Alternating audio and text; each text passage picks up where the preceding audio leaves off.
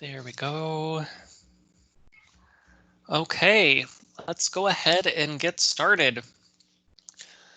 Today, I'm going to be talking about grant proposals. Learning objectives for today is just to identify the purpose and steps for writing grant proposals. Oh, look at that, I put grand proposals. Well, they are kind of grand proposals. There's a lot of stuff that has to go into them. Students will identify the components of a grant proposal. Students will implement research techniques for grant applications, and I'll talk a little bit about that today um, of their interest. Students will discuss implications of grant writing to their future professional practice.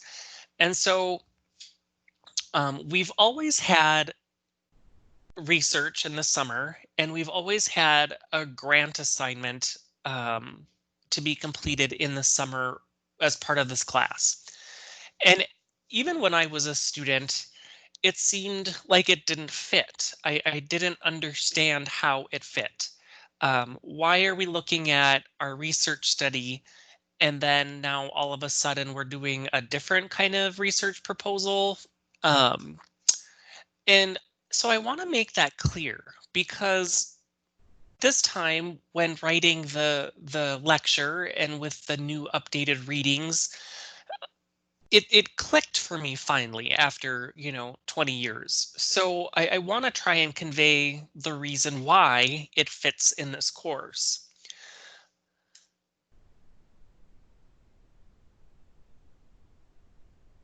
So first and foremost, a grant is an award provided to whomever is writing the proposal to support research, okay?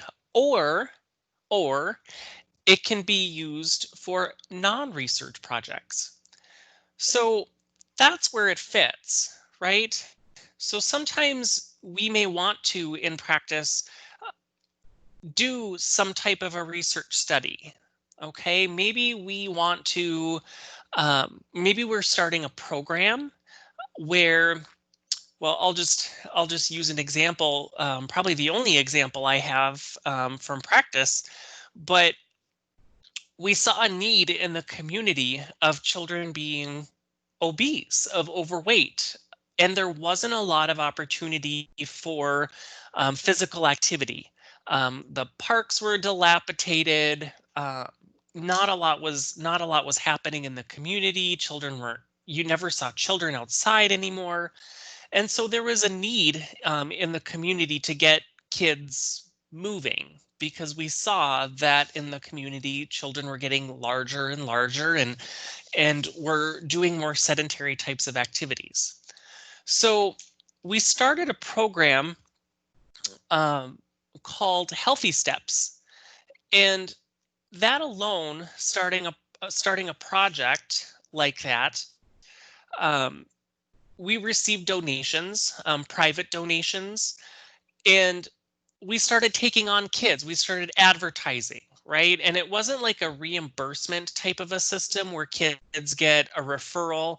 It was more like, hey, you pay $50 and we're going to have these different sessions throughout the summer where we're going to get kids moving. We're going to provide education on healthy diets.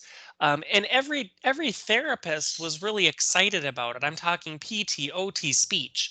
And so everybody took a particular topic of our interest that we thought would be beneficial, and we presented it to the parents, and then we did some type of a group activity, a physical group activity for that day.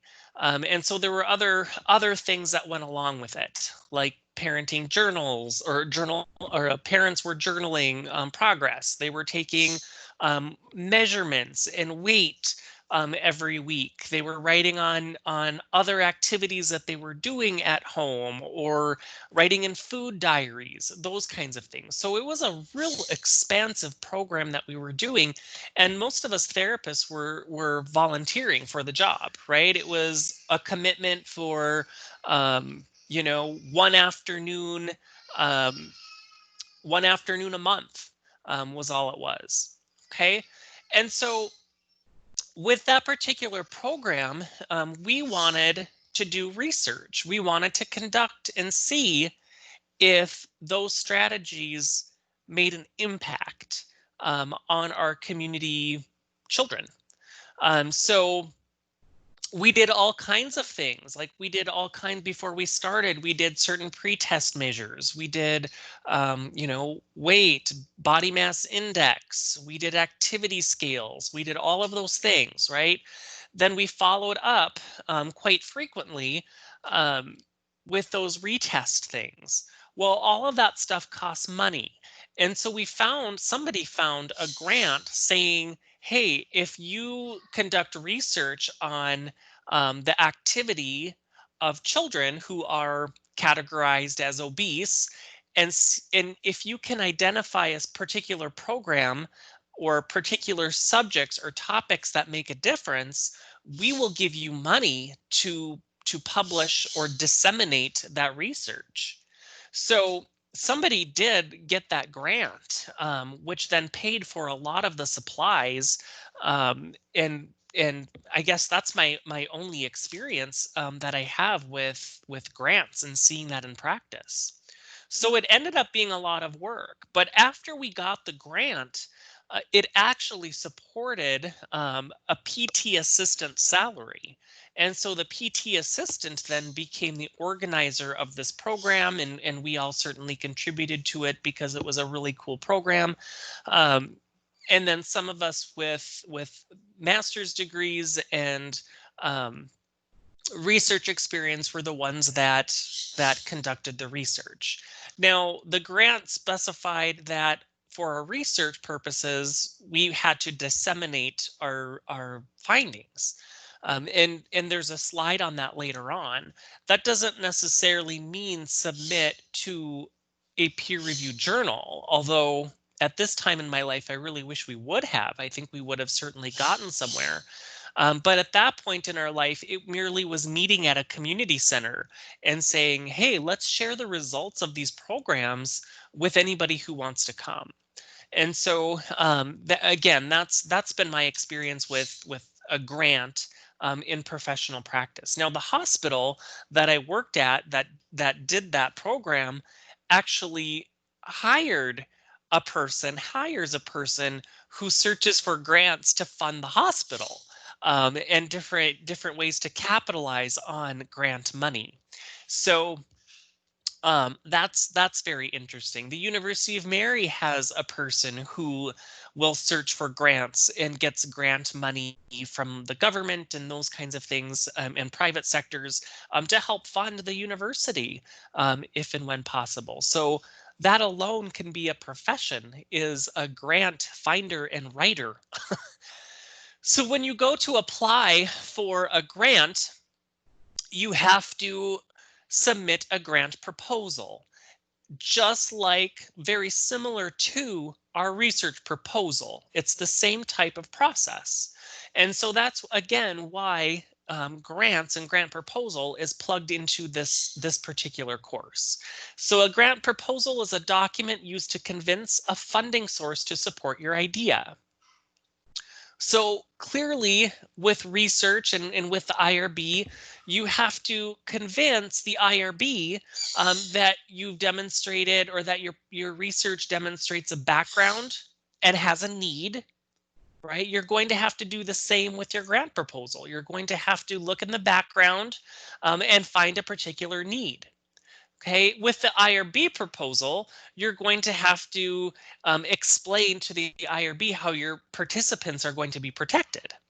Okay, it's a little bit different with the grant proposal. Yes, you're going to have to follow some of those same, clearly you can't hurt people if your grant requires research and those kinds of things.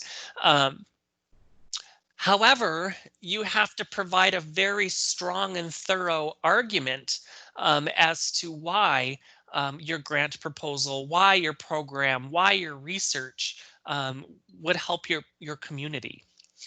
So in OT, grants are primarily used to develop a new program, or maybe even start a new program, Okay, and so this is where you're going to be seeing this topic formed again and presented again in Dr. Sibla's class when she covers the Eleanor Clark Slagle project, um, where you actually start an OT program and you go through a new program, um, all the requirements for starting a new program.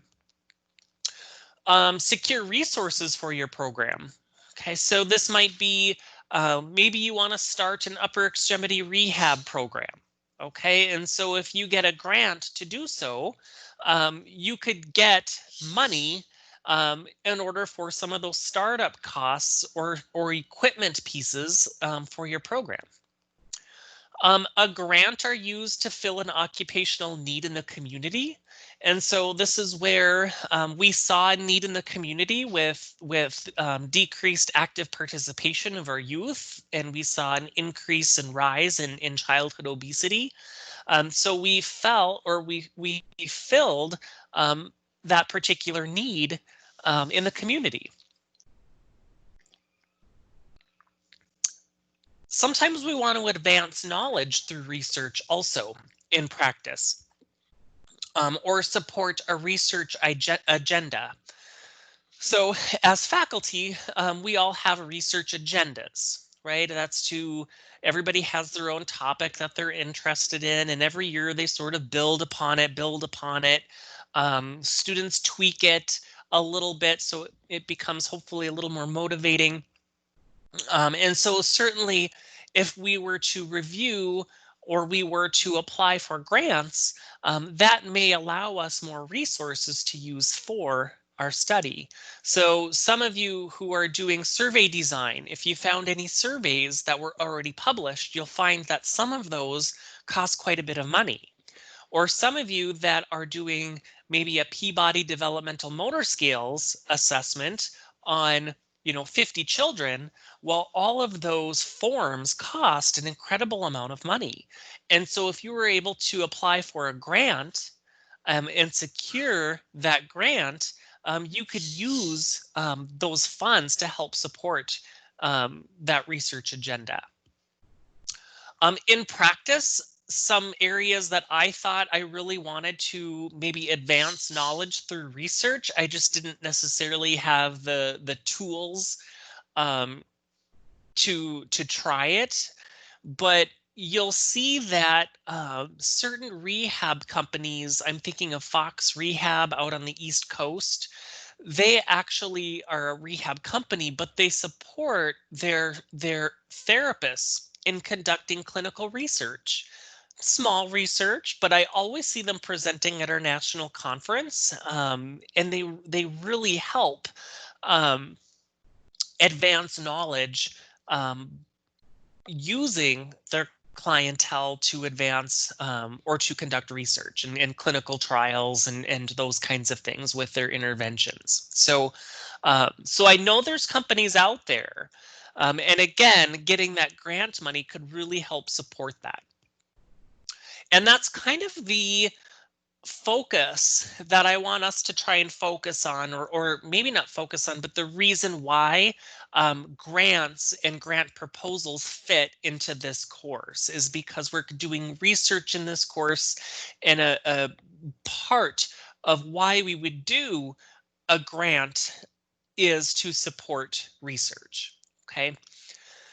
Um, it may be using grants could also secure funding for other opportunities in the community, in our communities, um, maybe even advance our professional career, if and at all possible. So like I said, that PT assistant, she was promoted to a um, program coordinator, um, because that grant funding supported her salary and her time just to focus on that. So again, different ways that we would use grants in practice.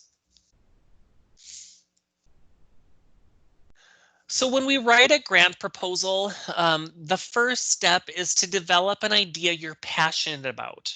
Okay, this should stem from a community need or a client need. Maybe you start seeing clients. I know for me in practice, I started seeing a lot of clients in foster care, and I started scratching my head thinking, what is going on here? I feel like three-fourths of all of my kiddos I'm seeing in the community are from foster care, and every single one of them have some major sensory needs or sensory issues, but they're all over the place. Some are hyperactive, some are very lethargic, some are tactily defensive, some are tactily seeking, and so it was just all over the place. And so that stuck with me, and that was an area that I was passionate about. Um, in clinical practice, I didn't take a step forward to review the literature on that. I did more research on all the different areas of sensory processing and those kinds of things. But I wish I would have done more literature search on foster youth and sensory processing. That's an area that I was so passionate about that when I became a faculty member, I devoted my scholarly agenda was to try and dig into that a little more.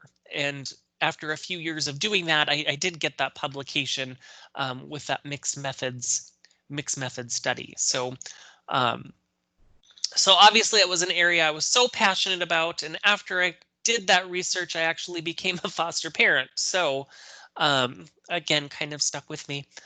The second step, so once you develop an idea you're passionate about, you identify that there's a need in the community. You can gather some evidence that way. You go to the literature, you support your findings or you support the need for your funding by that literature review. So most of you are working on that now with your own research, right? You'll have to generate data to support your idea. So this may be conducting a simple needs assessment.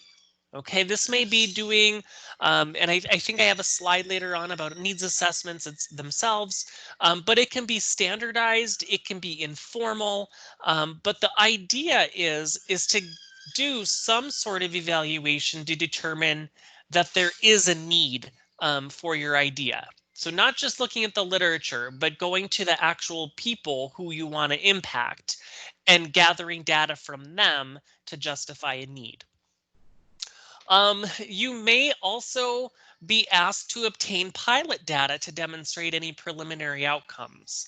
So if there's any small scale things that you could do, any trials that you could do to a small population within the people you want to work with and get some preliminary outcomes that show that they're promising, that again would provide evidence that, hey, this is my idea, this is the need for my idea, and it's already showing some preliminary positive outcomes. The third step would be to find a funding source offering a grant that fits with your idea. And so this is where we have a couple different sites, a public sector and a private sector, where you can search for different grants and see what's actually out there in the real world to determine if there is a grant that fits with your idea. Now, they say that you really want to research the grantor, the person or people or agency that is offering the grant, and making sure that your project idea matches what their mission is. So some of their missions may be to um, enhance the higher education process for students who are multicultural. Okay, something like that. I think I actually saw one that was similar to that. And so, you wouldn't want to just create or apply for a grant that didn't address or didn't target um, higher education or students in higher education um, and multicultural concepts. Okay, you wouldn't want to ignore that piece because that's the whole purpose. That's the whole driving force of that agency. When writing grant proposals, you'll also want to seek mentoring. grant proposals can be very, very time consuming, just like your research proposals. However, sometimes you'll find that as you're writing your research proposal, you're using the same information for your grant proposal as well, like that background and need, right? Your methods. How are you going to get a needs assessment? Are you going to do some type of survey? Um, so it's good to find people who have written grants and who have secured grants before. It's good to get their advice. It's good to seek their feedback.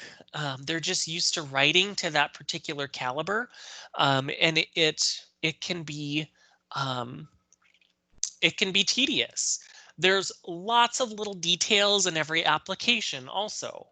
So when you go to your application, you need to make sure that you're following the funding sources proposal. Okay, and they will likely have a template, or they will likely tell you what you need to include. And so make sure that you are following that down to the finest detail. As you know, or as you may know, grants are very competitive. Grants are basically free money. And so anybody with an idea may be applying for that funding, everybody wanting that funding. So if you're not following the proposal template or the format, or you're omitting a chunk that they're requesting, they're not even going to spend their time looking at it because they may have over 1,000 applicants. Okay. Again, getting feedback on your proposal from others, making sure everything is clear. I know when I am so close to a topic, sometimes my writing, um, it's evident that I'm writing to somebody who has background knowledge with that topic, and we have to write as though we're writing to somebody who doesn't have that background knowledge. And so sometimes it takes somebody else looking at my project to say, oh no, I don't know what you mean here. So like I mentioned with our needs assessment, it can be formal, it can be informal, but it's supposed to evaluate the process in order to assess gaps. Okay, so you're trying to assess gaps with some type of population, right? Maybe it's an unmet physical need, or an unmet emotional need, or a psychological need, something that's occurring within your community. So in our community, we found there was an unmet physical need for children. Okay, and so we were able to do some literature review for that, and find evidence of that in the literature. But we were also able to pull in some teachers, right, and to give surveys to some teachers or some parents um, from different areas, different schools. As we got those surveys back and compiled that information, that just further justified that we were seeing um, some physical um, needs that weren't being met in the community. You may find discrepancies in the resources available and what's needed. And so this may simply be just conducting some type of chart reviews. So if you're going into a program and you're looking at, or you're going into like an OT clinic, you start reviewing the charts and you start seeing that maybe they're missing some resources, or there's some resources that are not available. Maybe it's adaptive equipment, maybe it's certain rehab equipment, any kind of any kind of resource that is not needed, you may find in chart reviews. Okay, and so then you could use that information and say, in reviewing patient charts from this time to this time, um, it was evident that this piece of equipment would have been beneficial. Can be conducted, so your needs assessment can be conducted through quantitative data collection or qualitative data collection, or a little bit of both. Okay, so like I said, we gave some simple surveys given to the population of interest. You could conduct community meetings where you're meeting face to face with the actual population. So you gather some members of the population and you actually talk about their needs. We talked about focus groups also with qualitative data collection. And so this is where you're maybe gaining information from stakeholders or anybody who has interest in your topic. It could be people who benefit on the topic. Um, and particularly, you're concentrating on something that's not been well researched, okay? Um, Interviews with key informants. So clearly asking those who are going to be directly affected. Maybe they're face-to-face, they're conducted one-on-one. So certainly would be some qualitative data collection. So these are the most popular ways of just simply conducting needs assessments. So again, they can be very formal or they can be informal. Now, when you start going over your doctoral capstone, I know Dr. Anderson, Dr. Cindy Anderson, talks more about needs assessment and conducting different levels of needs assessment. So I didn't want to get in too deep with that, but it doesn't have to be that complex for grant writing.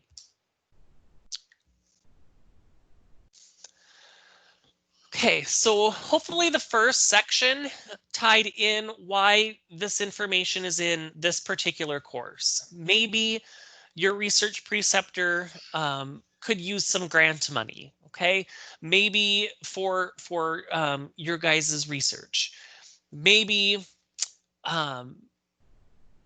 we would need some startup funds to access certain surveys, those kinds of things. So maybe there's a cost. Maybe if we secured a grant for your research, maybe we could offer incentives for your research participants, like a $50 Amazon gift card, or something along those lines, a $10 bill. Okay. Maybe you've all been in certain research things where you've gotten a little incentive, or maybe you'll have a drawing to everybody who participates. You'll get a $100 gift card to Walmart or something like that. I know when I was in my PhD program, there were some students who did get grant money with the help of their advisors, and they did offer some of those incentives, which was really cool.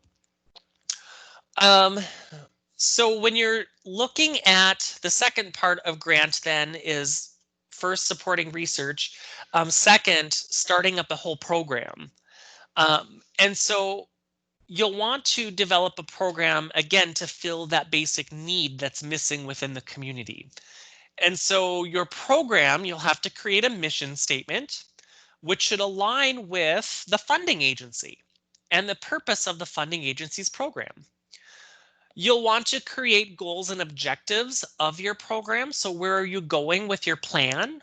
And what are the steps that you need to get there? So what do you need to implement your program? Implementation plan, okay, that's specifically how you intend to reach the goals and the objectives of starting up your plan. And then how do you plan on measuring the outcomes of your program? So what are the outcome measures? How will you determine if your program is a success? You'll also need to create a budget that's very clear, very concise, yet very accurate. Okay, so again, when writing a grant proposal for starting a program, your grant proposal should include these different areas. Okay. So again, a little bit different than if we were doing a grant proposal just simply for research. Now, when you're in Dr. Sibla's class for the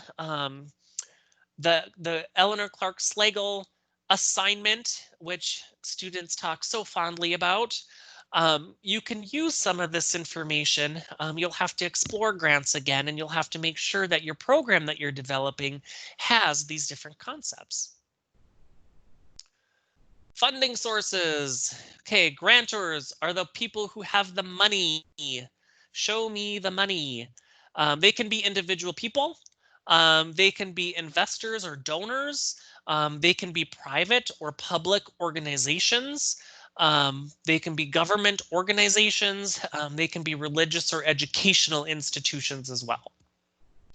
Just within the last couple of years, the University of Mary has been offering grants to support faculty and student research. So any faculty who want to take on a couple students and do some type of collaborative research project together, they will write up a grant proposal for conducting that research. And every year, that goes on to a university committee, and every year there's a number of faculty who get that. And so I think that's so cool how they started doing that. So again, an educational institution could give some grant money for that. One of the people from the PT department, they collaborated with some PT students, and they got some funding for, I think, was it Go Baby Go or some type of program like that. So it was pretty cool, and I think they got about $1,000 to do so, which really helped them get off on the right foot. Program officers serve as the contact for answering questions about the application and requirements. So a lot of times when you go to a different organization or a different place that's offering a grant, if you have any questions, there will be a contact person or a contact or somebody that you would submit everything to. And so that would be the program officer. Public funding. Okay, usually is US federal government, and they have the largest sources of funds for grants. Okay, examples of different funds would be the National Institution of Health. We've probably all heard of the NIA, right? We've heard of the Center for Disease Control, especially now in the news. The US Department of Health and Human Services, that's, social services. US Department of Transportation, the National Science Foundation, the US Department of Education, and US Department of Veteran Affairs. And so those are some really big public funding sources that are available. I'm going to skip ahead to private funding. Can be businesses or foundations that support an area of interest. And so they could be profession related, like our OT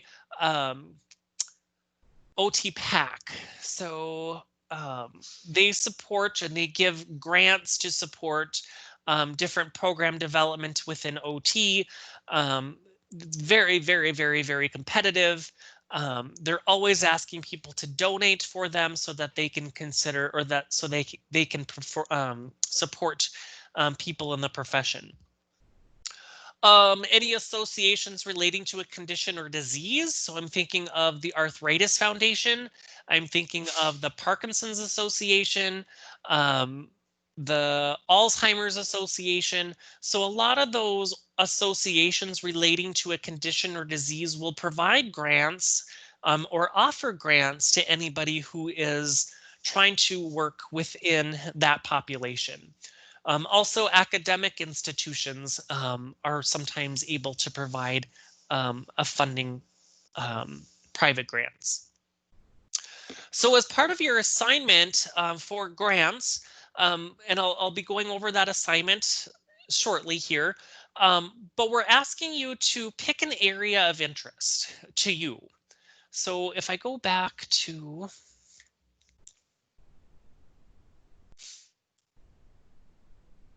steps for grant proposal writing, develop an idea you're passionate about. Okay. Now you don't have to go from community need. Maybe it's just something you know. Maybe you want to look at your research topic. Okay, that we used to in this course to help make it more clear why we were having this assignment or this topic in this particular course. We used to have every student research their research agenda or their research topic. And the feedback from students was like, no, I would find it more meaningful and more motivating if I could just explore, you know, any topic of interest. And so that's where we're at now, is you can look for your research topic, or you can look for any other areas of interest. Obviously, you're not going to generate data, but what we want you to do is to find an idea and then skip to part number 3 and try and find a funding source that matches with your idea, and do a little digging, do a little research. So there's a public sector with www.grants.gov, and then there is a private sector. And both of these should take you to the same, basically the same place. Okay, and so the textbook gives you different links, and I spent lots of time trying to work within those links, and I had a really difficult time navigating them. So I found these, and these are ones we've used in the past that are still available, and so I would suggest using these for your assignment. If I click on grants, let's see, I'm going to stop sharing this. Okay, I'll come back to that. I'll come back to those sites when I go over your assignment.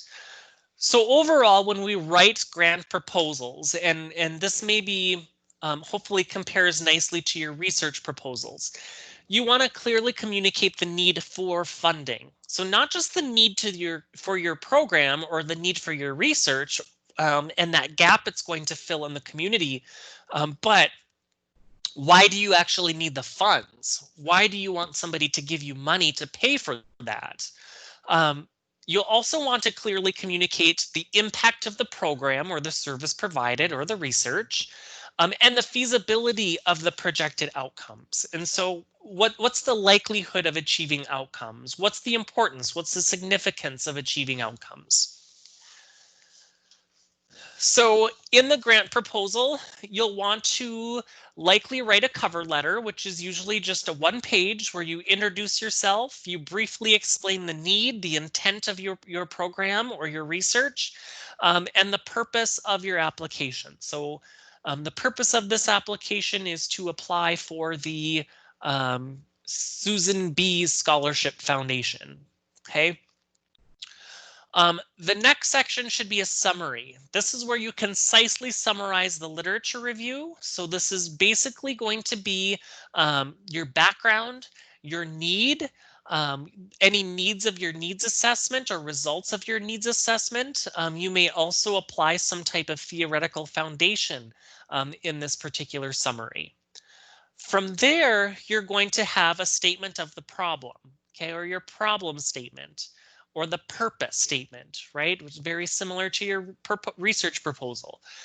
This is where you describe specifically that unmet need that you've identified in the literature as well as in your needs assessment.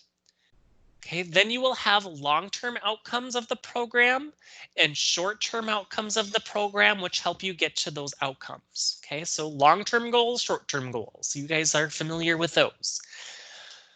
They also may ask for a chronological time or a timeline. So when do you do what? And how long does this program last? And when are you going to assess outcomes? And so what is the timeline of implementing your program or implementing your research? Okay, you'll also need to write a methods section. So how the program or research will be carried out. You guys are also familiar with that, and you will be writing some of those steps also in your research proposal.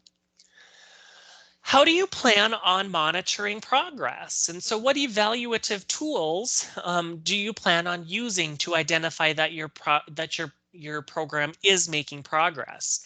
So sometimes the grantors will actually have requirements for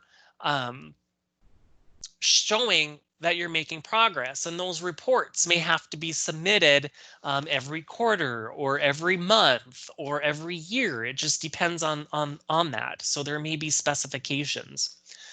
Again, you'll have to include your projected budget.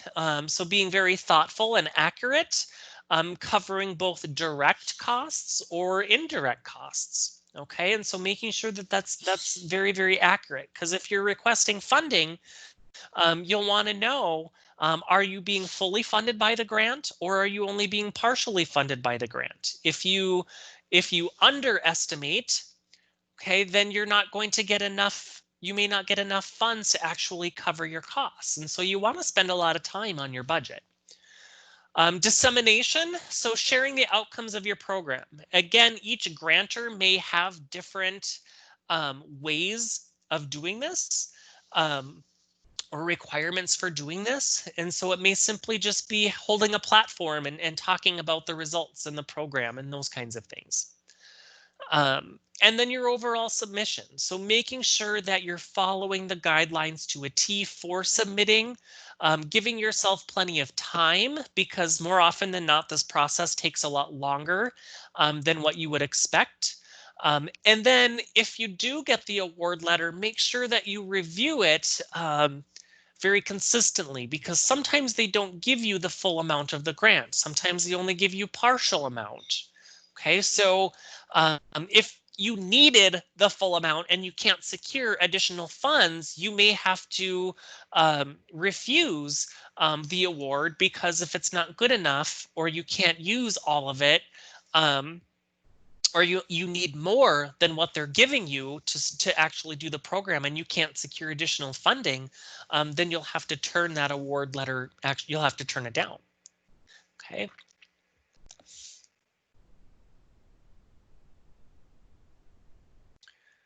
Okay, so here's for the grant assignment. So again, whatever version you have of this textbook, it does give you a little bit more information, more detail. Again, I think some of it's going to come in really handy when you do your Eleanor Clark Slagle project, when you do your needs assessment for your doctoral capstone. But within the assignment, I'm going to have you identify a topic of interest. It can be research, it can be program. Search both the public and the private grant sites that are on the assignment. I want you to name and briefly describe the grants you found and how they relate to your area of interest. Then just simply reflect, how easy was it to find a grant opportunity about your topic area? Okay, how difficult was it to find a topic area? Did you actually find the grant that you chose? And so please, I don't want 110 emails about, I can't find a grant about the topic of my interest. Well, then what I want you to all do is just simply open up your area of interest a little bit. Okay, so maybe my area of interest is international service learning. And so I type in the public sector, international service learning, nothing pops up. Okay, or not, okay, nothing pops up. Well, what about international service? Nothing pops up. What about international volunteering? Oh, there's one. I'm going to go with that. Okay, and then I just simply reflect, you know what? I could not find a grant specific to international service learning, but I did find one on international volunteering for public service professions. Okay, so make some kind of a connection. Okay, now I'll show you some different search strategies within each of those two, so you should be able to find something. What type of search criteria did you use for each? So this is again where maybe bullet point 4 and 5, maybe you're talking about these both together, right? I searched for this, I couldn't find anything. I expanded it to this, I couldn't find anything. I expanded it to this and I found a little something. And then in what ways, what are some of your ideas that you could use grants for your research in the future? So I want you to focus it on research for the sake of this assignment. So where do you see, what could you see doing research in your future practice and using a grant for? Relating learning from this assignment to readings from the OT manager, at least 2 areas compared or contrasted. So I want you, once you go through the assignment, to go back to the readings then and say, oh yeah, this part was true. Or, oh yeah, this part about the background and need about this topic. You know, I saw that the grant, um, I saw that the grant application had a section for background and need. which was also identified in the readings. Okay, so don't think too much into that.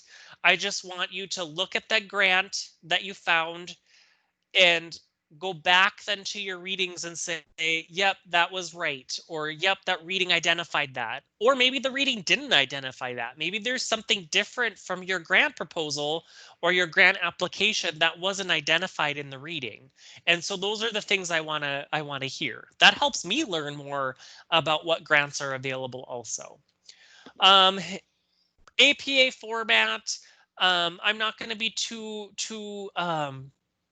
strict on APA format, just because of grant writing. You know, it's the APA 6th edition, I don't think does a very good job of telling us how to cite for grants, those kinds of things. So just make sure that I'm able to find where you found your information. And then submit the assignment to Canvas. Okay. So I'm going to stop sharing. What time is it? 8:45. I'm going to just simply show you these two websites right away. So this one is grants.gov. I clicked on search grants. Okay, and then you can search any keywords. So international service. I'm just going to do that one. Search. Volunteers for International Security and Prosperity, United States Department of Agriculture, multi-year international emergency food assistance, international visitor leadership program. That one sounds interesting. Maybe that one has something to do with it. Okay. Now you'll notice, and I was playing around with this the other day, and trying to become a little more familiar with it, and some of them had already closed. And so if you find a grant that's already closed and you were interested in it, just use it. Okay, just use it for the sake of the assignment. You and just simply say that it was already closed. Okay, that's okay. So you don't have to, if you find something that works, go with it. Okay, because this can be very time consuming if you let it. I spent way too much time looking at this. International research experiences for students. Ooh, let's look at that one. I'm going to look at that one. So then, you know, it tells you what you're eligible for, okay, or any additional information on eligibility. The agency name, the National Science Foundation, how much money. So they're offering, you know, $13 million. Okay, so this tells you all about this particular grant. So then I would be able to write my assignment to what I found here in the grant. The other site is Philanthropy News Digest. And so it takes you to, oh, do you guys see this? Are you guys seeing this?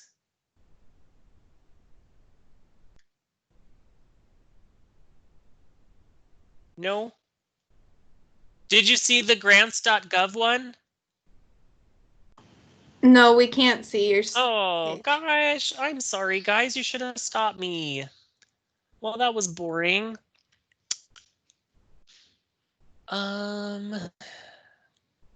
Grant review assignment. I thought I could just click on it. Okay. This one is the Philanthropy News. So this one is more of the private sector. Okay.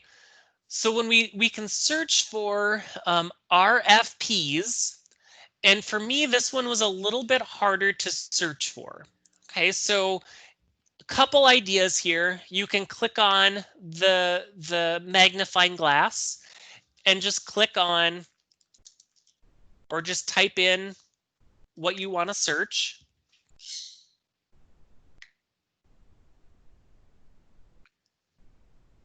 Okay. small education research grants, Mazda Foundation applications for 2020 giving programs, Sony Music, social justice, anti-racist. So a lot of these I didn't feel like applied. Okay, so then my next step might be to go to RFPs, which is request for proposal.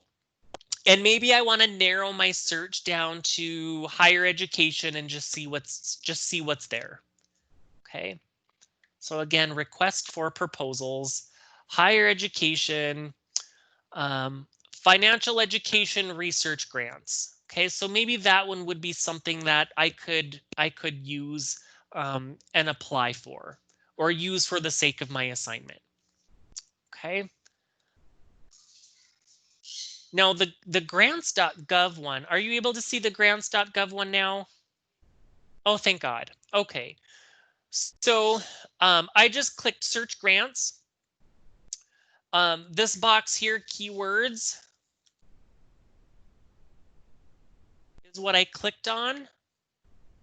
Okay, and then here's a list of the various different grants. And then I clicked on international research experiences. Okay, to see if we could possibly qualify. Okay, and then I should be able to use something like that relating to the particular assignment. Any questions, you guys?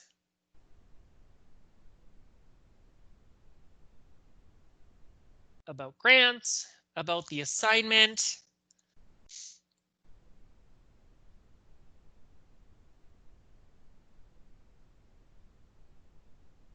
Okay, if something comes up, let me know. I have 8:51, so I want to make sure everybody has time to use the bathroom. And actually, I really did not want to spend 2 hours talking about grants. I know you have research proposal stuff to work on. I know you have stats to work on. I know you have qualitative stuff to work on. Now you have this assignment to work on. And so I wanted to give you the second hour to just simply do what you need to do. Have the opportunity to meet with one another, if you will. And I know there's a couple students that wanted to meet with me to go over a couple things also. So, so we will be done with 776 for now. And so if those students want to stay on, um, you can stay on, but I do also need a refill on my coffee and I need to take a quick bathroom break. So you guys have a good day and reach out if you guys need anything. Thank you so much for your early morning attention.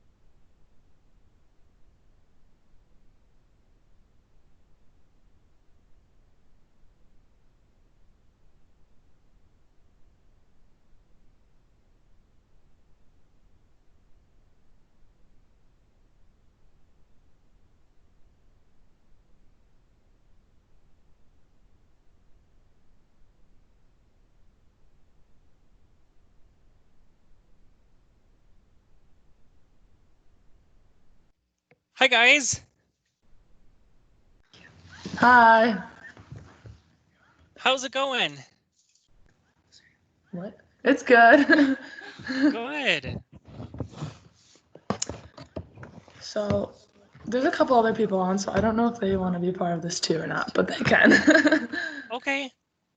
So, for the skills, can you mute that, please? Oh. Okay, 1 second. We have two computers here. Oh, hold on 1 second.